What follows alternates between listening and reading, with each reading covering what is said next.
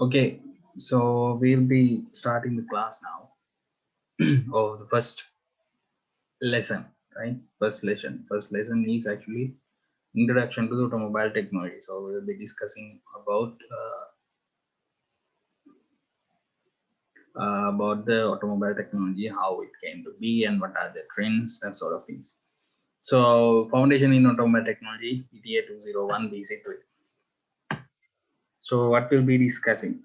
The layout of the automobile and configuration, frame and chassis, engine and powertrain, body and accessories, axis conversion of the automobile. So these are the main topics that we will be discussing today. So we have around 1 hour, 1.5 hours. So we'll be discussing, or we'll be going through this section, right? And yeah, when we going through this course, this module, so in the uh, presentation itself, there will be some questions and some additional details in shown in like boxes, right?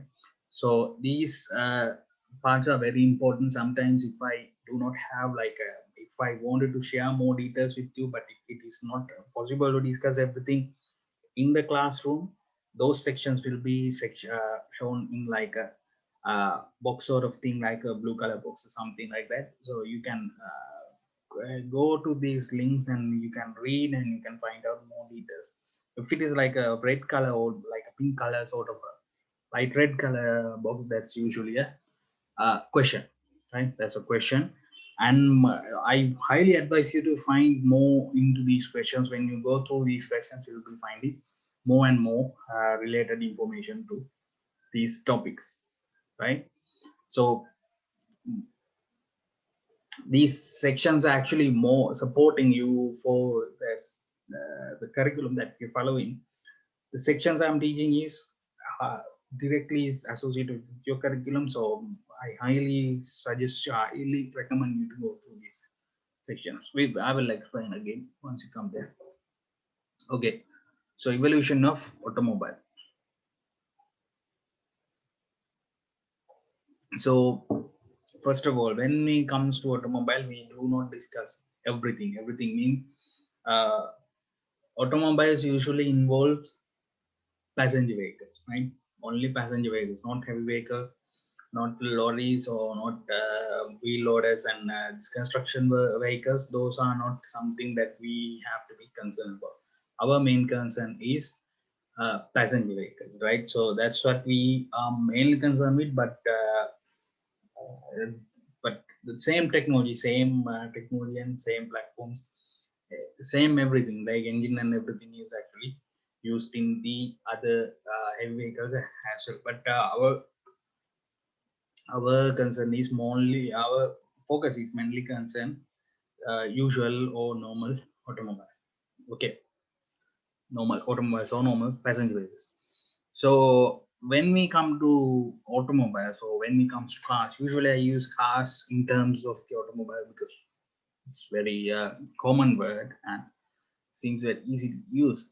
So mm it's not actually that far we started these things. It's around 100 something years ago only people started to build vehicles, right? Actually people started to build vehicles before that, but self-propelled vehicles, so vehicles that can propel by itself with the engines or some sort of a prime mover means some sort of a engine sort of thing that can actually move the vehicle, was started around 100 something like years ago. But even though it started around some much years ago, the recipe or the basic recipe or basic things of the vehicle or the car, it has not been actually changed for some time. Even though there have been some some additions, some improvements, there haven't been any much of a development, right? Much of a development per se, or much of a difference between the technology per se. But now, actually, we are now actually living in a age that this industry is actually revolutionizing. So we are actually changing a lot. Uh, if we start from the beginning, the first vehicles were actually steam engines, as you might have seen. We had the train, then the train was driven. The train was actually driven to, or manufactured, or it was manufactured to driven on the road. Then we have something called gasoline engines or petrol engines. While when we are actually having the petrol in there, around the same time we also have electric cars. So please note that point, right? Electric cars were actually invented around the same time as gasoline or petrol engine. Petrol engine first, then the diesel engine came, then petrol and diesel engines. Vehicles started to pick up, and their technology advanced, safety, and all these things upgraded up to a hybrid vehicle in 1997, where Toyota actually introduced the first hybrid or commercial hybrid vehicle as Toyota Prius. Then now we have electric vehicles and fuel cell vehicles, also known as hydrogen fuel cell vehicles. So Toyota, I think 2015 or 2012 or something, they introduced the hydrogen fuel cell vehicle as well.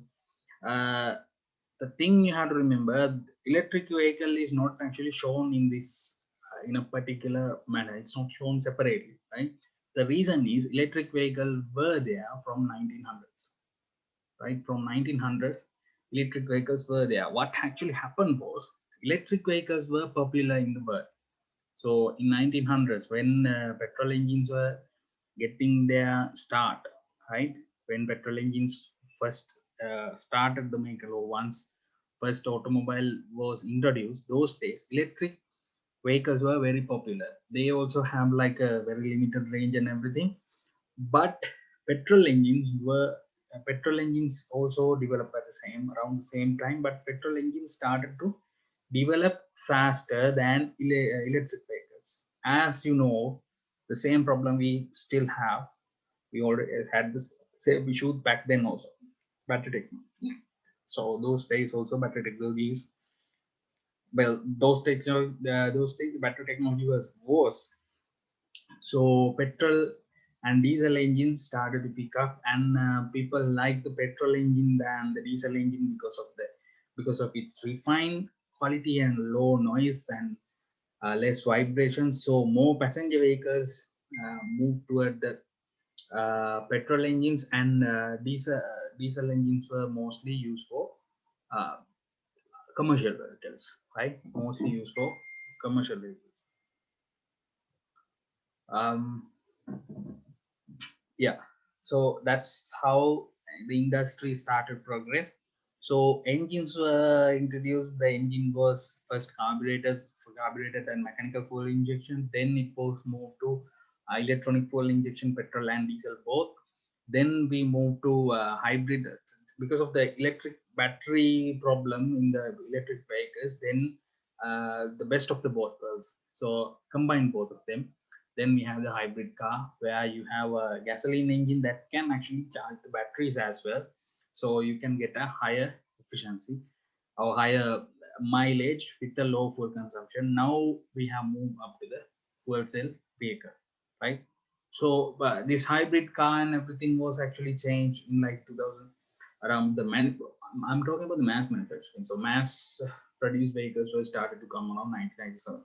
Before then, the vehicles were having very small changes, small increments, but there were huge changes or huge upgrades were done in the area of refinement and safety, right? Refinement and safety. If you look at the early vehicle, they are very unsafe, even though people are saying they are very safe because they are big and bulky and heavy and everything. It's not. They are not actually. So if you consider a vehicle made in 1970s with their thick metal and everything, people say they're heavy. They can take the impact more and they are more safe. Unfortunately, it's not the case. They are very unsafe comparing to a modern vehicle. So even if you consider like a vehicle made in 2010, and if you compare a vehicle with them which made in 2020, the safety difference is huge, right? Because the safety aspects of the vehicles are the research and development done in the safety of the vehicle was huge over the last few years, and the amount and resource and money spent on these things. So this section is very high as well. So more additional knowledge, you can actually go through this YouTube um, channel I have, or YouTube link I have put there. Please go through and explore more about this, how is evolution come to be. So here I have actually shown some particularly interesting vehicles, right? Particularly interesting vehicles for some special reasons.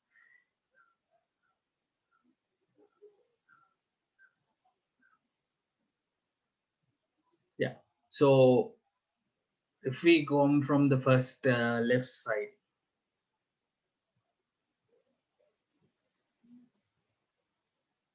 some of these are actually very interesting, some of them are not. So so when it comes to automobiles are very much in contact, or they, the developments and everything is happening with the society. Whatever the changes happening in the society will directly change the vehicles itself, right? So the first image is actually from a Model T, Ford Model T. This is the first mass manufactured vehicle. So this is the vehicle which actually brought the way uh, gasoline or automobiles up to the normal public, or public could have actually bought this because it was cheap, because it's made in a manufacturing lines or assembly line, right? So this is the first vehicle to do that. And the second vehicle is a Volkswagen Beetle, the blue color one. So I hope you can actually find out about this car very much, because this was one of the most popular vehicles and one of the most, or one of the best selling vehicles in the world, right? One of the best selling vehicles in the world. And it was manufactured by Germans in 1930s. So this vehicle was actually designed and first built by a person called Ferdinand Porsche. Ferdinand Porsche, he's a automobile engineer, and he developed a company called Porsche. There's a very how do I say this, like a supercar sort of a brand nowadays available, which is known as Porsche. Porsche, he actually developed this Volkswagen Beetle. So Volkswagen Beetle, even though it looks like a humble, very simple car, the roots of this car actually goes before World War II. This car was actually designed and developed in order to find money to start World War II, right? This was actually designed to start to gather the money for World War II. So car was designed and developed before World War II, but manufactured after World War II, because there's a conflict there. There's a interesting story there. If you can actually, if you have time, please go through and find about this. And the third image shown is here, is actually the world's first hybrid vehicle. That is the world's first hybrid vehicle. It's actually made in 1990, right? 1919. So that's how all the hybrid vehicles are. Even though hybrid was manufactured, or hybrid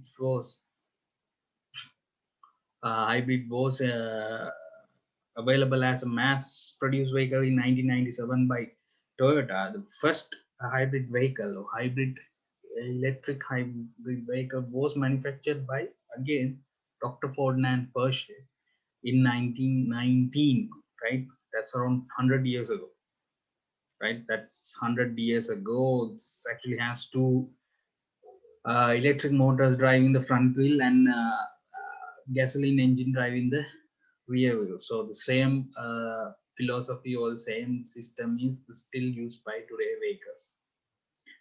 Okay, so next one is actually the Jeep. This is the world's first mass-produced four-wheel drive vehicle. This is the humble starting of what you know as today, the SUV. So SUV is a derivation of this particular vehicle. It was designed and developed for World War II.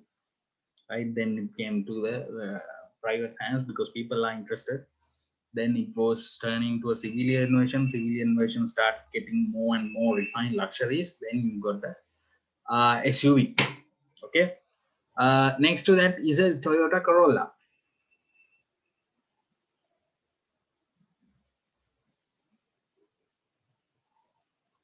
Okay. Okay. 1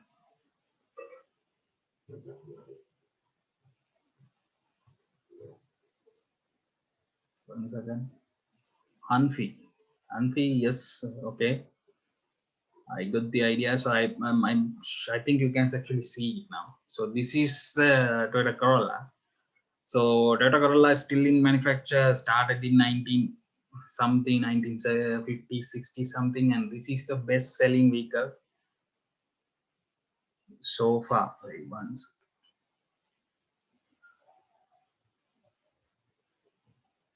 okay, so this is the world's best selling vehicle, right? Still they are manufacturing, still developing. So there were some things, some changes were done in this vehicle. It was manufactured to last long, and the manufacturing was cheap, and there was a lot of innovative technology and very cheap technology was available. So the basic idea in this particular car is, if something already proven, use it. If it is not proven technology, don't put it in that car, right? Because proven technology means it has been there for some time and the technology is cheap and durability is high. That's how that is the philosophy of this car. It's very popular. That oh, this particular car, the same, even the first Toyota Corolla is still available, is still driving, and Toyota is known as a manufacturer who actually develop and manufacture very durable vehicles. And they say out of all the vehicles they manufacture, around 80% is still in roads, still actually in driving condition. Pretty impressive actually. And next one is um, actually known as General Motors EV1, right? So as I told you, electric vehicles were introduced in 1900s. They were popular then. Then fuel vehicles came. Then in 1970s, fuel prices came on.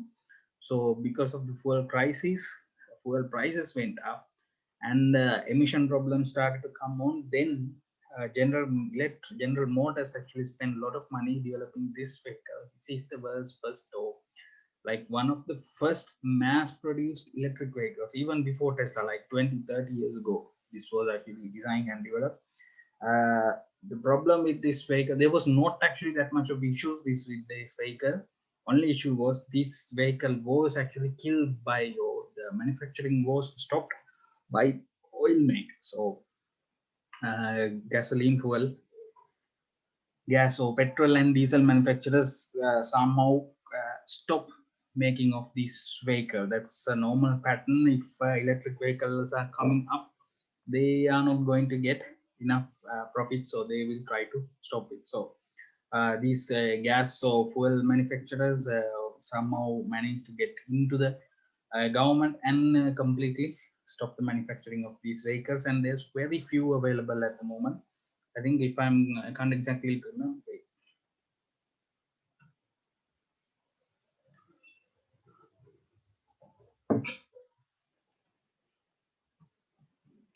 So this, I'm not exactly sure. This additional knowledge video is actually showing the story of this uh, EV1 car. Next one is the Toyota Prius Generation 1, which was introduced in 1997, came to market in 1999. Right, this is the Generation 1. So it does not actually look like a normal hybrid vehicle at the moment. Next one, next vehicle everyone knows, that's the Tesla Model S. So it's like a um, high performance luxury sedan electric vehicle with a great range. The battery technology is now in a good place. So that's why this vehicle came to be. So next to that is actually a Porsche 919 race car. This is known as a, we call this as LMP car. So this is a 24-hour race. So the race is continuously 24 hours. The technology, how advanced the technology is. This is actually having like a very small 1.5 liter, 1.6 liter engine with the electric drivetrain. So it's actually hybrid, right? Produces around 1000 horsepower, right? So your average car is producing around 100 horsepower. This is producing around 1000 horsepower. and it ran for continuously for 24 hours at top speed for 24 hours, raced and won the complete race, right? So that's why I put it. So technology has been progressed and developed. So uh, electric technology is also involved in now. The Formula One has a separate section, a separate race called Formula E. So it's coming little and little, and it's advancing, progressing, right? So comparing to like earlier, like 20, 30 years ago, now industry is changing a lot. That's why I wanted to show this image. So automobiles can be actually classified. So the classification actually comes like this. So you have passenger vehicles and goods or transport vehicles. So our main concern is up to these passenger vehicles. In that passenger vehicles also, we mostly consider about this light vehicle section. And we have heavy vehicles also. We discuss about heavy vehicles a little bit, but not that much. So as I told you before, our main concern is this particular model is to give you an idea about automobile technology and give you the capability to work on your own vehicle, right? Work on your own vehicle. So yeah, so the classification has this. So when it comes to light vehicles, we have motorcycles, scooters, mopeds, jeeps, or jeeps actually comes as SUVs now, station wagons, pickups, and cars and all. Okay, so this is the basic things we will be discussing. Our main concern is up to around these light vehicles sections. Yeah, but another thing is now when it comes to motorcycles and scooters and mopeds and three wheelers, so even though they are actually transporting passengers, even though they are technically are automobiles, there's some debates going in the industry whether bikes and three wheelers are considered as automobiles or not. But in here we will be considering it as automobiles, so for your benefit. So classification, that's one classification. This is the other classification. You have different body shapes and body sizes. So the sizes and shapes are actually defined by their particular application um, and style in some cases. For example, now the Grand Coupe, this one, right? This one is actually Grand Tourer Sport Coupe. So Grand Tourer means something is Grand Tourer means a vehicle actually manufactured to drive for a long tour. Grand Tour means a long tour for a long time.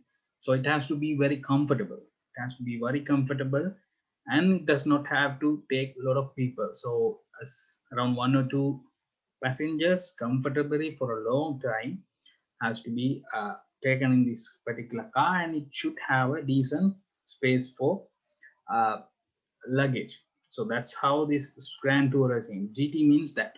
GT means Grand Tourer, right? And the sports car, right? Sports car and supercar. So supercars, even though they most people use them for like tours and like to show off, they are not good to use. So for anyone who wish to like have a vehicle for like pleasure as well as for driving, then the Grand Tour is the best option. Sports cars and sports coupes, those things are horrible to drive on the road because they are set up to drive fast, right? Fast for a certain time. They're not particularly comfortable. They are very hard to get in, get out, and there's no luggage space at all because every space is allocated for the components to make the vehicle faster, right?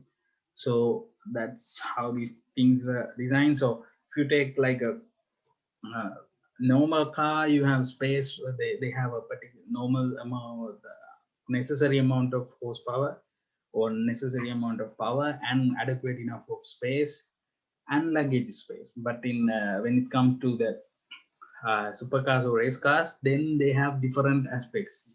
So let's like if we take like a full size executive car, this one, right? So this means executive car means you should be able to sit four people very comfortably, right? Very comfortably, four people with their luggage, right? With their luggage. But full size executive car means executive way, though like taking business people, then they don't have that much of luggage. They have a small amount of luggage, so the small enough space is enough, but they need more comfortable ride. So the suspension has to be light and the vehicle shape has to be designed in a way it's decent enough to go anywhere, and space should be enough for luggage space, right? But if you go for like a grand tourer, right? Grand tourer means two people, uh, so, and car should have enough space to hold their luggage, but it should be able to go in a fast for a long time period, right? So the car has to be a little bit bigger, but it should be sleek and should be very good looking. But if you go for a sports car, the purpose of a sports car is just to go faster. So in such case, luggage is not a priority. So shape is dictated by aerodynamics, because for vehicle, when we are traveling, for a car, the forces are working like this, right? So this is speed, this is force. Okay. So aerodynamic drag, that means the force from the air trying to push the car backwards or trying to stop the car's movement, is increasing in such a way like this, right? But the friction, right? The force trying to stop the vehicle's movement, the ground, right?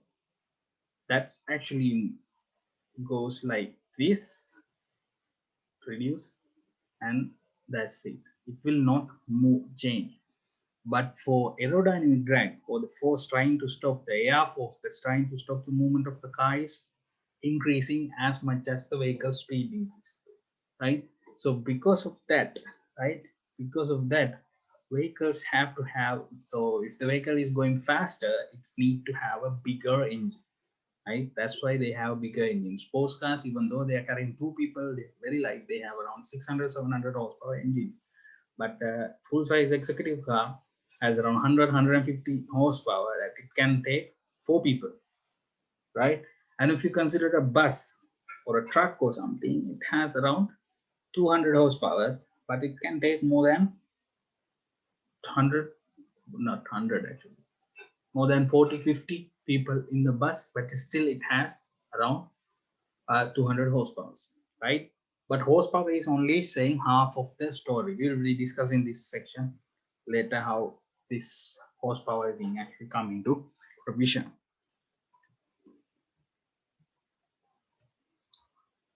Okay, so there's another section of vehicles. So these shapes and designs are actually dictated by the requirements and society, how society is judging things. So most of the time nowadays, vehicle has been like a social status. So because of that, also vehicle shape has to have a certain uh, things, right? Certain thing. That's why vehicles have these shapes and sizes. So for nowadays, if we, yeah, I need to discuss about these things. Now we have like a standard way of controlling a vehicle. If it is manual vehicles, we have the clutch, brake, and accelerator starting from the left side of the pedal box. Pedal box means the pedal section or the bottom pedal box, and once you sit on the vehicle, but steering wheel in the middle, right? But these things were not actually like this earlier. This each manufacturer has uh, their own set of control systems. So, for example, if you please look into the vehicle Ford Model T, you will be understanding what I'm saying. It has different levers for gears. Clutch is a hand clutch. Hand brake is actually working as a clutch as well. So that's very confusing those days. But later the industry became into one, like Society of Automotive Engineers were introduced or established, and everything came into like a standardization. Even with the standardization, there's like these codes. I'm so this one, right? This one here. So you have seen from the steering wheel, there's like two like sort of rods coming from each from both sides. So these are called as stocks, STOCK. Stocks actually contain most of the controllers, but for Japanese vehicles, the standard is usually they have headlights control on the right, light control on the right side, and wiper control on the left side, right? But the French vehicles, it's other way around. Or European, most of European vehicles have it other way around. US vehicles, both ways. They have this way and that way. In addition to that, there's like hand gears, because I don't know, some US manufacturers do like to tend put it in the or tree in a column or column shifting, and people tend to like it. So these sort of changes are there, but basically the basic outline, everything is actually normal. So here it's actually showing headlight controllers, speedometers, wipers, rev counter, odometers, and everything. So it's just a small introduction how these things are to be. Okay, so now we go into the basic construction of a vehicle. Now we are going to go technical, right? Now we're going to be technical. So basically in a vehicle, it has chassis, body, engine and fuel system, and drivetrain. So these are the basic sections of a vehicle, right? But this is not all, right? There's so many other things: safety cells, air conditioning system, um, steering. All these sections are there, but basically you need these to move, at least to go in a straight line, right? uh, so once it come to a vehicle, usually, right, vehicle is actually made with or manufactured with around 30,000 individual components. 30,000, right? So this is actually true. It's around 30,000 individual components.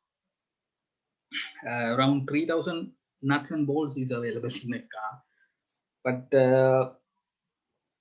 if you once you take it to a workshop in Sri Lanka, you comes with the half of the weight. So if it goes with 1,000 kilograms, it's coming with 500 kilograms, because half of the parts are unnecessary in Sri Lankan mechanics mind. But it's not the case. Everything is necessary. That's why it's actually put there. If someone is saying this is not necessary, it's wrong, because manufacturing vehicles is a business, right? So adding components that's not necessary is going to cost them money. So that's going to reduce the profit margin. So whatever is available in a vehicle, every single component is necessary. That's why it's actually there. Okay. So if someone is saying otherwise, always you can trust me on this. That's wrong. Yeah, so 30,000 is about the number, but it's vary based on how many technologies, what sort of additions is available in the vehicle itself. It should be true, because Formula SA car that senior or your first batch actually built, that has around 30, it has more than 3,000 components, more than 3,000 individual components, but no safety cells or anything. Still, it has around more than 3,000 individual components.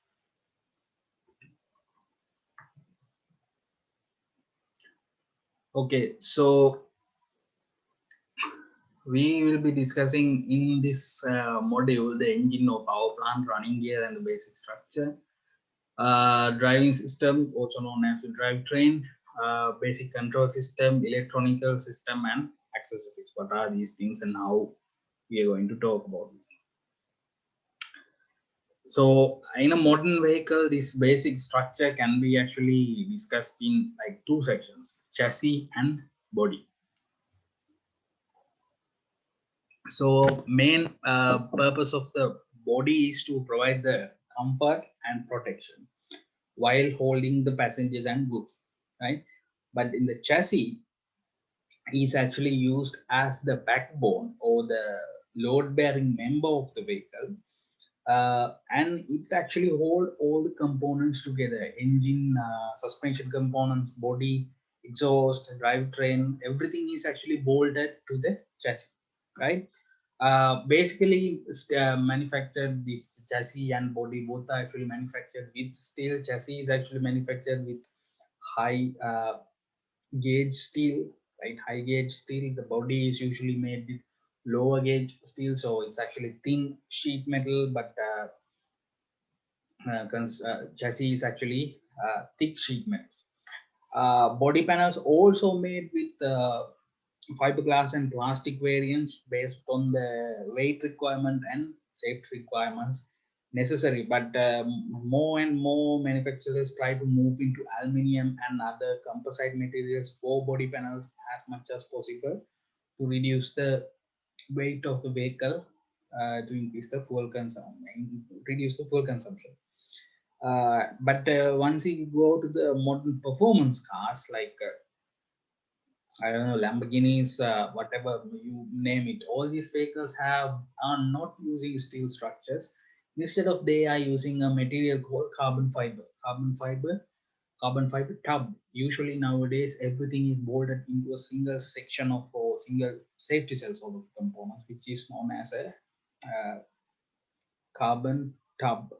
So that's related to more to give more rigidity while reducing the weight of the vehicle, right? That's why vehicles are actually having high performance vehicles are using that. But unfortunately, by using such advanced materials and advanced manufacturing technology, cost of the vehicle increase drastically.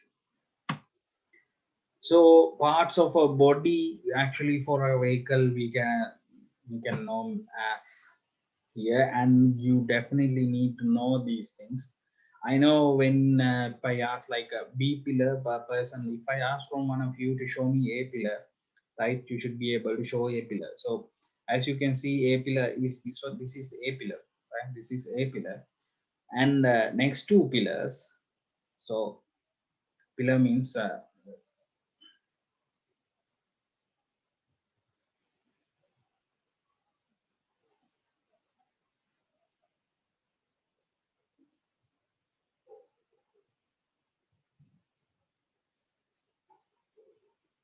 so this one here is actually known as the B pillar, and the one in the back is actually known as C pillar, right? A B C. A, B, C. These are A, B, C pillars. The idea of these three pillars is to hold the roof. This has to be very have like a higher strength, because in case of a vehicle rollover, these are the only three or only six for both sides that will be holding the whole weight of the vehicle plus uh, passengers inside. So when manufacturing these sort of things, you have to consider about how strength has to, how much uh, weight they can actually take. Anyway, so these are the components actually here mentioned here. The bumper is there, you have the wheel and the bonnet, also known as the hood in some vehicle. So the problem is here is there's like American English and there's British English, right? So uh, you can choose either one, but it depends on your requirement. But don't make them confused, because hood and bonnet is to play in American English. Hood means roof. In US English, hood means bonnet, right? Trunk means the, in American English, trunk means the dicky of a vehicle, right? So there's some confusion there, but don't make that confusion. You get to use this. So door is there. So this section here, okay, wait. So this section here is actually known as a the fender, right? These are fender, or in British English, it's also known as wing, right? Wing, WING. Anyway, so go ahead with these things. Make sure you remember the names of these things. If I ask in your practical exam or somewhere, what do you call this, what do you call that, you should be able to answer. What is rear quarter panel? What is front quarter panel? What is fender? What is the bumper? Which one is headlights?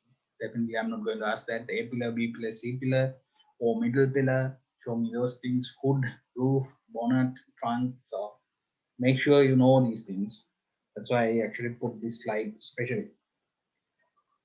So body is actually something like this, but they provide comfort, look, and it's actually provide the aerodynamic advantage. So this is one important thing. So as I told you earlier, when vehicle is moving through the air, it's try to stop it. So the body cell has to be designed in a way to provide the maximum penetration or maximum or least amount of force against it, which is known as least aerodynamic drag. Aerodynamic drag is the force actually pushing it backwards.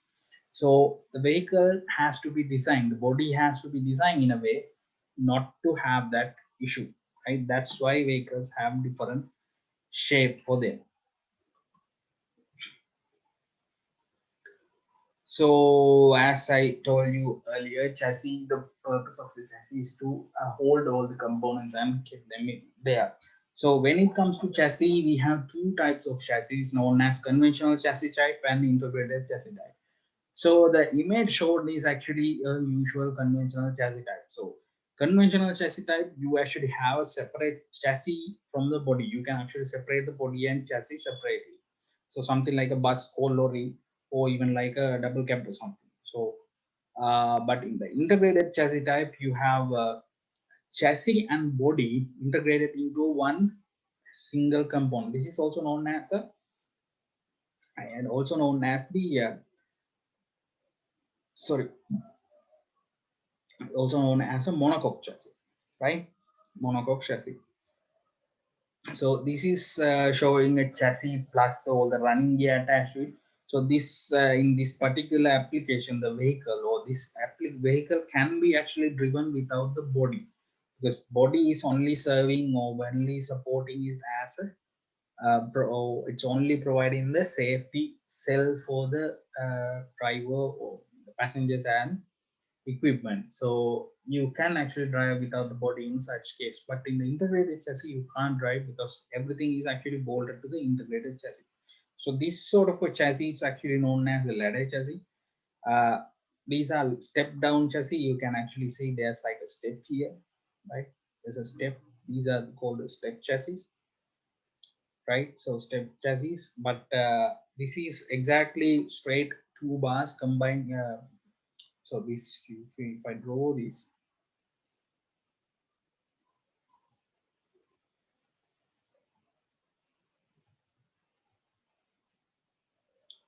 if you look at from the top, it's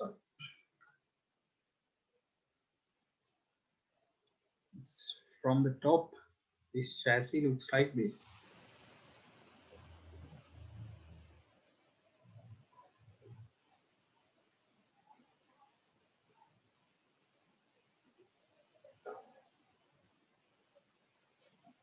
right? So it looks like a ladder, right? That's why it's actually called as a ladder chassis or ladder frame, right? So this is mostly used for like buses and trucks, because having this particular chassis means you are actually wasting a lot of space here. You can see, let me show you. So this whole section underneath the vehicle cannot be used, but if you use a something like step down chassis, that means which goes like this and again comes up this, right? So you have space here, right? So your ground clearance should be reduced, but still you have space. So passengers can sit lower, right? Passenger can sit lower. So once you complete the vehicle, you have more space. So that's why passenger vehicles do not actually use this particular chassis. But if you look at like 1920s and 1930s vehicles, they actually used to use these sort of a chassis for even the cars. One possible one issue with these sort of chassis is they actually twist. So let me show how they twist. You might have seen this. The trucks, and they can actually twist like this. While the front is twisting that way, rear can twist separately this way, right? Something like a twisting form. They allow this to twist, right? That's why this when you are traveling like a line Lancashire Leyland bus, you can actually feel when it's actually taking the turn. You can actually you can actually feel like you are moving to one side. That's actually coming from this particular chassis. It's allow it to twist. So because of this, even though this twist is somewhat applicable, okay with the heavy vehicles because they're going slower in a um, passenger vehicle, it's not actually okay because it could result on a complete disaster situation. So that's why they don't actually use this particular sort of a chassis. And this is actually very heavy, right? In addition to this is very heavy. So nowadays vehicles are using complete, or the passenger vehicles are mostly using completely different sort of chassis design. So here also you can see the step down design. So again, step down design. This is actually from a double cab or sort of like something sort of like a truck sort of thing, double cab. So that's why it's having like a step down design. So the passenger can sit lower and more comfortably because there's more spacing. In addition to that, this you can see there's like an express. So this section.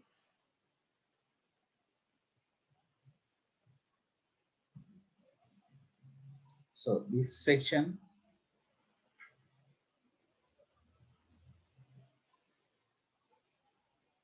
so this is actually fixed there in order to reduce that twisting action. But adding this will actually increase the weight of the chassis and the cost of the chassis. But for something like a off-road sort of a vehicle, like a four-wheel jeep or truck or four-wheel pickup or something, weight is not a big deal, but it should be able to carry more weight than a normal passenger vehicle. So that's why it's okay to have this sort of a design in such a vehicle. But again, adding this sort of a frame into a bus or any other vehicle, that will increase the weight. That will increase the weight drastically, reducing the amount of load it can actually take. But this chassis is very useful for something like off-road vehicle where the chassis has to be rigid and should be able to carry a higher load. So that's why it's actually used in this particular thing. Yeah. So this sort of a arrangement, this X sort of arrangement, we call it as a X brace, right? X brace. Bracing means supporting. So express X sort of X shape support is put in this baker. Okay, right. Mm, next part is actually this integrated chassis. Now integrated chassis is what we see nowadays almost everywhere. It's around started around 1960s. uh, Before then, manufacturing vehicles and designing vehicles were done using very much using calculators and only hand-drawn design. But later, manufacturers opted to use computer designing and computer calculation methods. So with it, they were able to actually uh, used advanced materials, advanced design techniques. So that's how the integrated chassis is actually developed. So in the integrated chassis, the whole body itself, except for few body panels, everything else is actually acting as the chassis itself, right? Acting as the chassis itself. So if you look at here very closely, right? If you look at here very closely, you can see there's like two rails going here, right? Similar to the previous chassis, that we discussed, right? Separate chassis. So these are the load bearing or the chassis frame or the frame rails. We usually call them as frame rails. So these are the main frame rails. So these goes under the vehicle and they turn and twist and goes around the vehicle. Goes like that and up like this.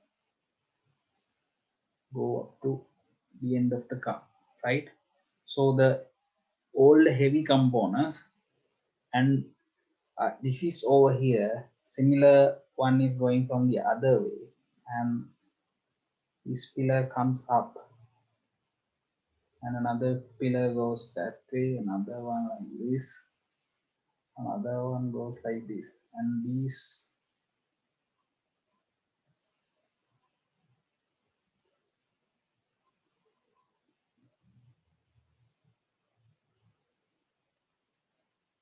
Okay, so these sort of a box sort of arrangement is created, right? So this whole triangulation of the load allow the chassis or the body to have a thinner material but to have the same load capacity, similar load capacity um, as a normal passenger vehicle. But in some cases, if you need to add more strength to this, you can actually have a line materials or strength like this, adding like this. So these sort of adding sections like this will actually triangulate the force. So what it does is, if the force is coming to, if a force is activated here, instead of the force is going in a one single line, it's distributed around this. So the force will go this way, that way, and this way, right? So force is actually distributed. So once it's distributed, the thickness of the material needed is less, right?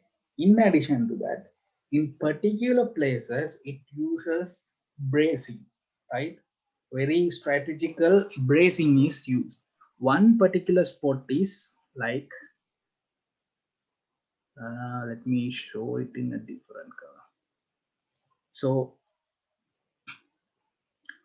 okay, so this is the upper suspension mount. So that means the coil spring or the shock absorber is mounted to this side, this particular metal piece, which is actually attached to the whole structure of the whole chassis structure. But as you can see, the triangulation is actually coming from this way only, right? Triangulation is only coming from this way only. Uh, so in order to support this, you can see there's like two supporting metal pieces going that way. In addition to that, so there's like a curved support coming from this. So this is actually providing that strategically placed one component. Similar sections are put everywhere, right? Similar sections are put everywhere. In addition to that, this is not like a single plate, right? So this is not a single sheet. There's like two layers, sometimes even more than that. So based on the location, there will be more materials. For example, somewhere like this rear quarter panel. So you have another panel going over there, right? So once you have two panels, both of panels are actually transforming, transferring the or distributing the load around it or on it. So more area means less force acting on a single place, less chance to actually uh, less chance of less chance for failures. Okay, less chance for failures.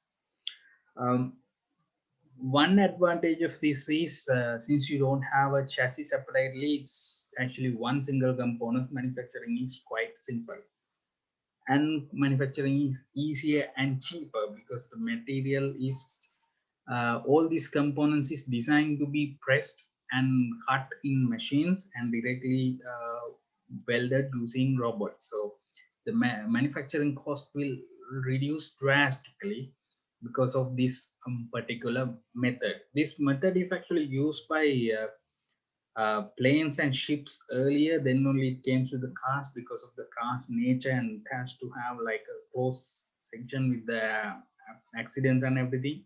That's why these were used by cars. uh, they are actually easy to repair.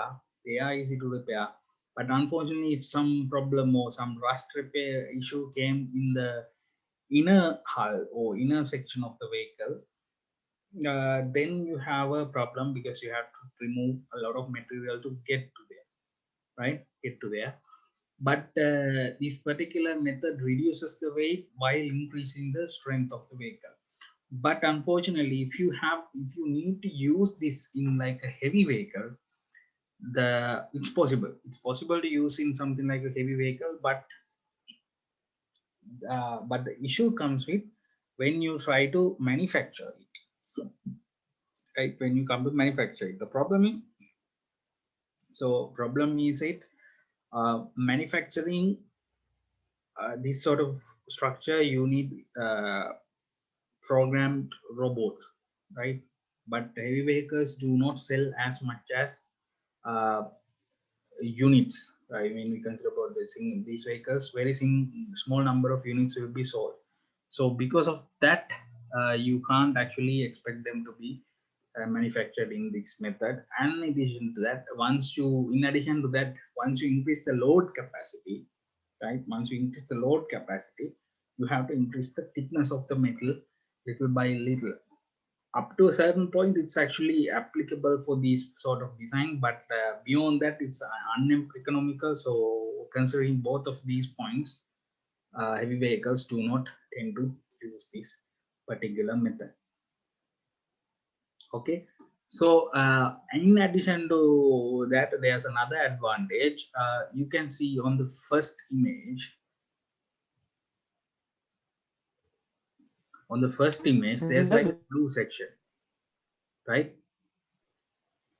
There's like blue section here.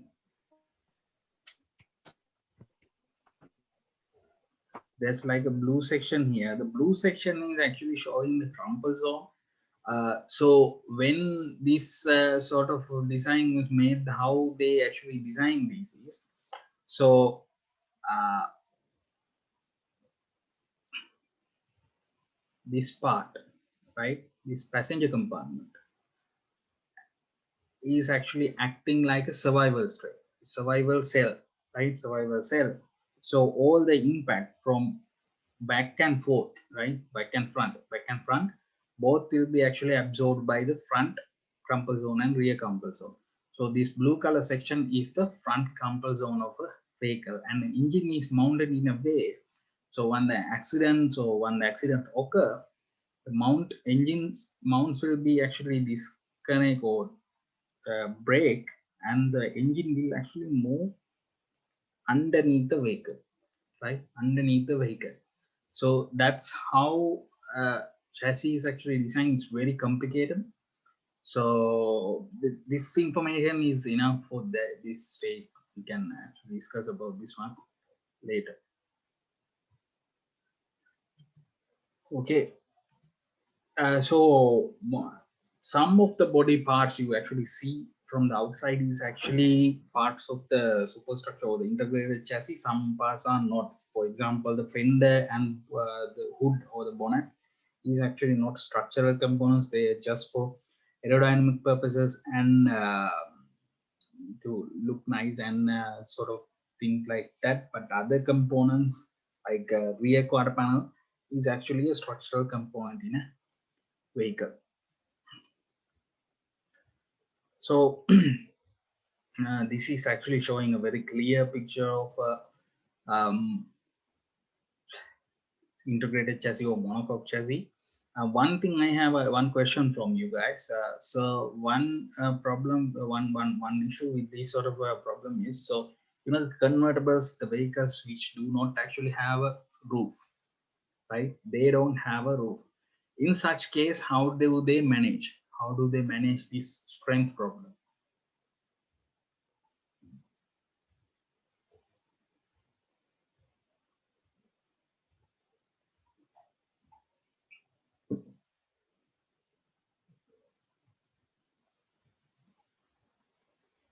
Any answers? So please ask once again, sir. Question. So in convertible cars. Do you know what is a convertible?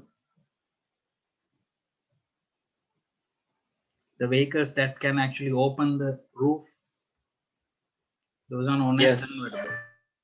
So I told you that this roof is also a structural component. So how do they manage the problem? So once you remove the roof, the structure, rigidity of the structure will actually reduce. How do you manage it? How do they manage this structural issue?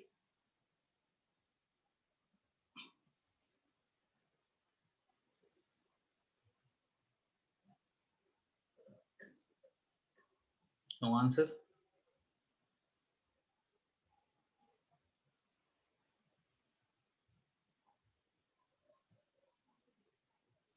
Okay, so how do they actually manage this?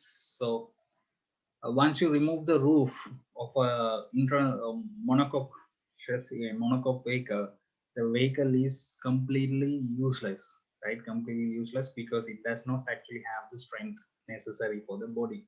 So your flow of the car is actually taking too much weight. It will start to break or crack and break.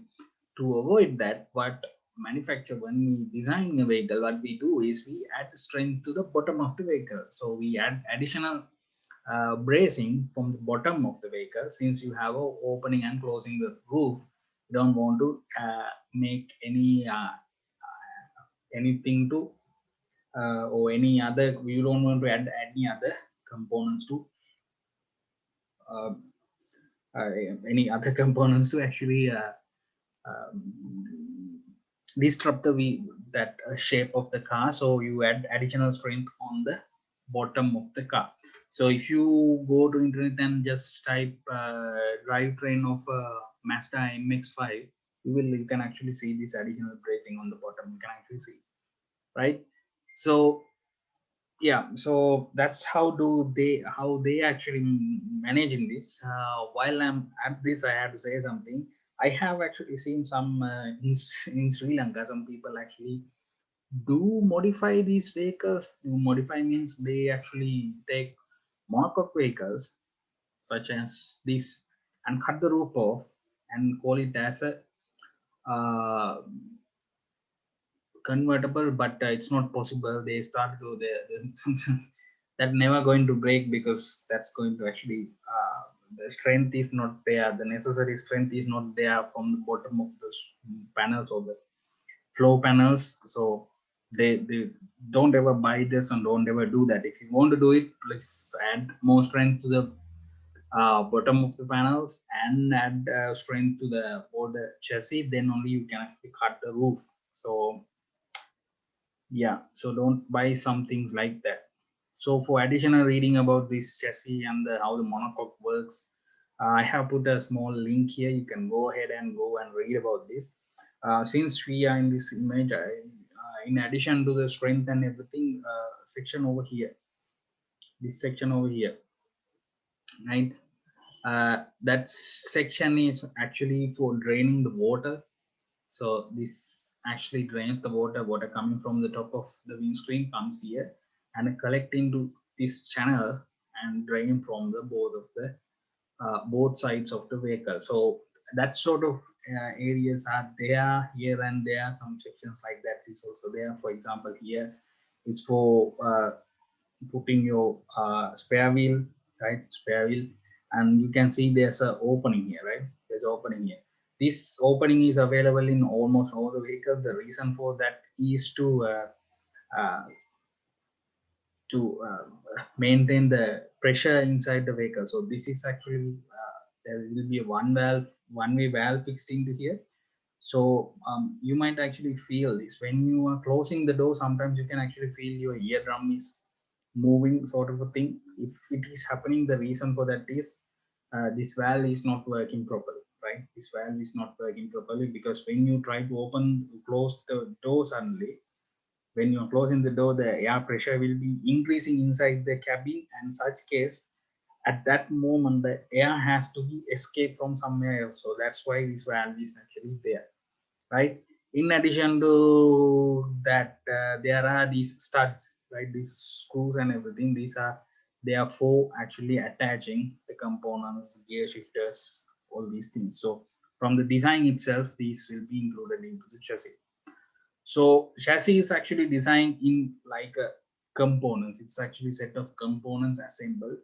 So each section is stamped and welded together. Then each of these sections will be actually assembled into a chassis. So when these things are assembling, the usual way is to spot weld them. I know you have already learned what is a spot weld.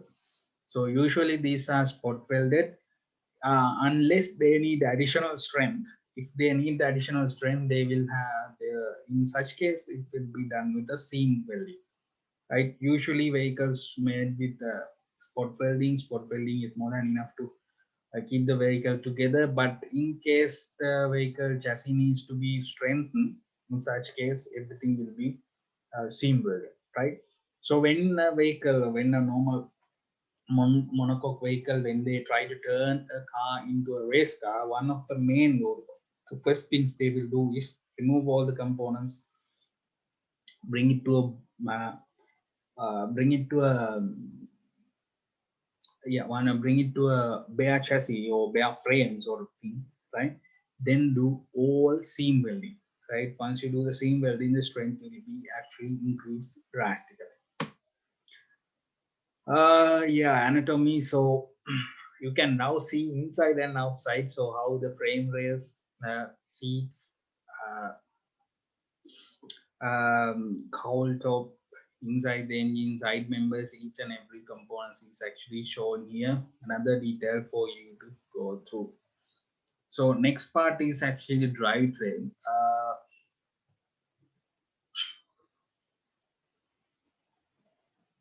Yeah. So drivetrain usually combines all the components that's transferring the power from engine to the wheels. So that means engine, differential, gearbox, wheels. So those are the components inside the drivetrain, right? Inside the drivetrain. Give me 1 second.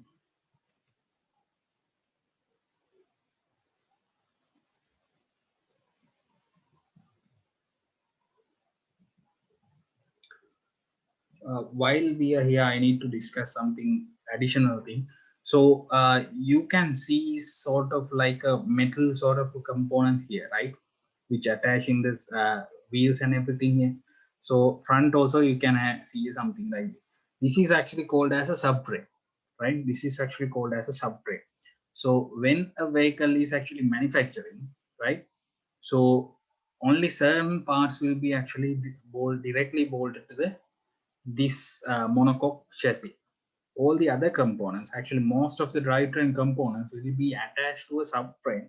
Then subframe will be actually uh, attached to the monocoque chassis itself. So as you can see here, so these black color components are the subframe. So uh, all the lower suspension components, steering and engine and all the differential exhaust, some parts of the exhaust is actually directed to this subframe.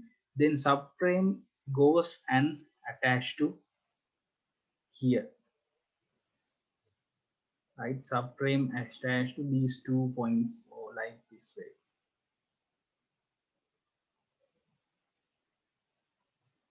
right? Like it's actually like a box sort of thing. Then top mounts of the suspension, right? Top mount, let me draw that in a way. Suspension top mounts starting from here goes up to there, and the bottom suspension mounts come like that, right? That's how the suspension is actually bolted into a chassis like this. So part of the suspension is actually bolted to the subframe, and the other part is actually bolted to the monocoque itself. The advantage of this is manufacturing wise, it's take less time, because while a certain set of people can, while set of people are working on the uh, body itself, another set of people can actually work on the drivetrain itself. Then later, both can be attached together. This is actually called as marrying. Body and chassis, or body and drivetrain is marrying, right? So that's something you need to know, and questions will be about that. So we come back to drivetrain. So drivetrain is there, so the components are there. So based on the requirements of the vehicle, the space, the purpose, and how much of space you have for the engine and everything, there are different driving layouts, right? So driving layouts is actually dictated by the purpose of the vehicle. There's no other reason for changing the drivetrain. So by changing the drivetrain layout, the vehicle's complete characteristics are going to change. For example, acceleration will be changed, uh, space will be changed, the shape will be changed, everything is going to change when you are changing these drivetrains. So in a vehicle, engine can be actually mounted in two ways. One is longitudinal, other one is transverse. Longitudinal means it's actually parallel to the vehicle's longer axis, length of the vehicle. If it is parallel to the length of the vehicle, it's actually known as a longitudinal engine, something like this one over here. Use the spotlight. So this is a longitudinal attachment, right? Engine is actually parallel to the longer axis of the vehicle, or length of the vehicle. And the other one is transverse. If it is having, engine is having a right angle with the length of the vehicle, it's actually transverse. By changing the way engine sits on a vehicle, it can actually reduce the, or it can change how the vehicle uh, operate. So usually this longitudinal and usually these transverse engines are used for front engine or front wheel drive vehicles, or all wheel drive vehicles. Others very rarely only use this method, because in other ways you need to actually turn the force by 90 degrees, so adding more gears will increase the weight as well as price. So drivetrain layouts, we have different layouts. So it depends on where you keep the engine. So we have three places we can actually keep the engine. First, front engine, we can keep the engine on the front or middle of the vehicle or the rear of the vehicle. So assuming that you have the front of the vehicle, you have front wheel engine, but engine is driving front wheels of the vehicle. So in such case, we have front wheel drive, or it can drive the rear wheels, or it can drive the all four wheels, right? So the front wheel drive front engine vehicle is actually called as front engine front wheel drive vehicles, also known as, the notation we use it for is FF, right? And rear wheel drive front engine vehicles, so we use front engine rear wheel drive, so that means FR. So that's the notation for this.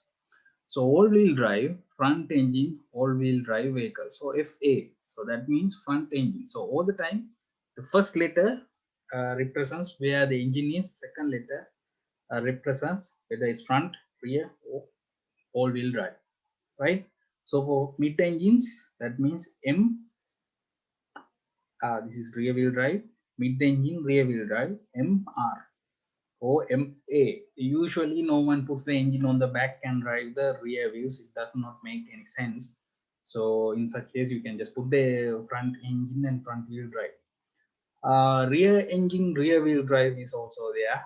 Rear wheel drive all wheel drive is also there. Mid engine rear front wheel drive is also not, no one is using, because once you put the engine, you can usually put the engine drive the rear wheels, unless it's like a forklifts where they actually put rear engine front wheel drive. So that's a special application. Since we are talking about the passenger vehicles, usually passenger vehicles do not need to use that particular method. So by changing where the engine is, the dynamic behavior of the vehicle will change completely, right? Dynamic behavior of the vehicle will be changed completely. Uh, so now it's 10:53. When do you have your next lecture?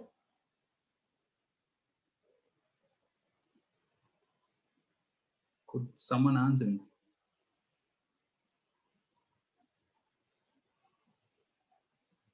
Dilu? So today we haven't any lectures. Okay, we have another 10-15 minutes of class, so we'll finish it off. Okay, sir. Okay, so this is a layout, how front engine, rear engine, how the engine is going to be. For example, FF, first one, right? Front engine, front wheel drive. The engine is transversed and the power is provided to the front wheel. And rear engine, so the second one is front engine, rear wheel drive. So engine is actually longitudinal and it goes to the gearbox, propeller shaft and everything, and comes to the rear axles and rear wheels. So by placing the engine rear or front, or changing the how the front wheel or rear wheel drive, based on this, how the vehicles actually behave will actually change, right? The change caused by the forces acting on it and the weight acting on it. For example, front wheel, front engine, or front engine, front wheel vehicles have more weight on the front. Because of that, they tend to they do not actually slip easily because you have more weight on the front. But front engine rear wheel drive vehicles have disadvantage in this case because they have less weight on the rear wheels. So when it's trying to pick up, when it's trying to drive, right, in such case vehicle started having an issue because Sorry, sir. yeah. Sir, excuse me, sir. We have other lecture in 11:05. Okay, let me.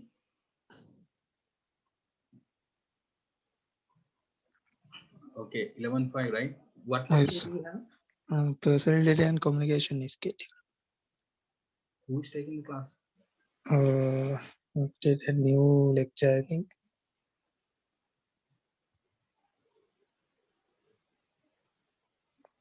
Okay, let me try to finish as much as possible, right? Okay, so front engine, yeah. So this is there. So based on that, vehicle characteristics will be different. For example, front engine, front wheel drive has something called torque steer, which will be discussed later. And rear wheel, front engine, rear wheel drive vehicles have something called understeer. Sorry, something called oversteer, right? Oversteer is actually good, understeer is not actually good. So because of that, usually we consider, usually front engine rear wheel drive vehicles are better, right? That's why racing and many of the expensive vehicles come from front engine rear wheel drive layout. Okay, so common debate is front wheel drive is better than rear wheel drive vehicles. So discuss about this and come up with your answers. Which one is the best layout according to you? So I will be asking this question again in the next class. So axis conversion is there. Axis conversion is there for just to give you an idea. So in order to discuss among us, so when you talk about the vehicle, in order to give like a proper standardized way to uh, point out how the vehicle is moving, we have something called axis conversion. This is the axis conversion. We have x-axis, y-axis, and z-axis, right? If a vehicle is moving around z-axis, it's a yaw. If a vehicle is moving around y-axis, that's actually known as pitch. If we are moving around x-axis, it's actually roll. The same axis conversion is used for aeroplanes also. Aeroplanes also using the same axis conversion. We are also using the same axis conversion. Make sure you remember this, and if someone asks, you have to answer this way, right? X-axis, y-axis, and z-axis, and put which axis or in which way, because this is very important thing later on, right? For example, when I say like this, when a vehicle is going and when you apply the brakes, vehicle start to pitch in, right? Pitch in. when you accelerate, vehicles start to pitch out. You didn't understand what I'm saying, right? So I will explain this later, but pitch you have to understand. Pitch in means you are squatting to the front of the vehicle. If you are squatting to the back of the vehicle, it's called as pitch out. So next part is, yes, please remember this. Next part is actually automobile industry. So I have already discussed about this one. So industry is now changing, one of the fastest growing, because whatever happens, people will not stop using the vehicle. So whatever it is, whatever the disaster going to come, still we are going to need the vehicles. So because of that, this is a huge industry with huge potential. There's a lot of uh, job opportunities, job market. So because of that, this is one of the best industries to work on. And currently industry is very large. There's like different manufacturers, different areas. So at the moment, largest markets in the world is Europe, USA, or the North America. Europe, China are the world's three largest three largest markets of automobile. In addition to that, we have Asia and Africa and South America, right? So the fastest growing market at the moment is China for most, as usual. So most of the manufacturers actually invest in China to manufacture their vehicles inside China to expand, making it cheaper, and some are actually coming here. So automobiles actually have been there for longer times. Mostly common power is mostly common engine type is actually the uh, internal combustion engines, but there were other options were there. So there's something called a turbine engine. It's actually gas turbine, the same engine used by the planes were tried to put into the vehicles. Because of some issues, they were never used. I will be discussing about that one briefly, but you need to find more details about this. But if you are interested on these vehicles and what sort of vehicles were there, for example, even just I can give some example. In 1900s, electric vehicles were very popular. The ones shown image, this image, this is actually known as a Baker Electric. Baker Electric is one of the electric car manufacturers in 1900s, and it was very popular back in the day. Uh, in addition to that, there was a fight or like a competition. Electric cars were not in the competition because they don't have the range those days, even though they don't have any other maintenance problems. There's another vehicle type or another engine type that's actually steam. Not the steam that we know. There's some steam vehicles, right? Some manufacturer called Stanley Steam. So Stanley Steam vehicles was very powerful and capable of even outrunning petrol and diesel engines those days. Still, they are more powerful than modern uh, internal combustion engines. So those were there, and gas turbines were there. So the image shown here, the bottom image shown is actually from somebody from a YouTube channel called Jay Leno's Garage. Jay Leno is known as I think probably the world's largest private vehicle collector. He's actually a TV show host, and he's a very enthusiastic car person. He has a lot of vehicles, and he share his technology, he share his passion with the others, and you can actually go ahead and uh, find his YouTube channel. There's a lot of vehicles. If you are interested on vehicles, I suggest you to go ahead and uh, go ahead and watch his videos. And the last image shown in this line, this one is actually built by his own garage. So he has like a big workshop because he's a very rich person. But this is actually a gas turbine. So gas turbine engine, it actually has a turbine engine, a helicopter turbine engine, and it can be driven on any fuel. So one advantage of using a turbine is you can use any fuel. So I highly suggest you to go and watch these videos. You can actually find so many details about, fascinating details about the automobile industry and how it actually progressed over the years. Okay. One question I need you to answer this question as well. So what's the difference between crossover and SUV? Why more manufacturers move toward crossover and SUV? I hope you will be able to answer this question by next class. Next class, we'll be discussing about principles and operations of the engines, right? That's the next class. Yes, in addition to that, there's a assignment put in your LMS. Go through it. You have 2 weeks to complete that. Okay, thank you. That's it. You have next class, right? Okay, thank you very much. Thank you. Thank you. Thank you, sir. Thank you, sir. Thank you, sir. Thank you, sir. Thank you, sir.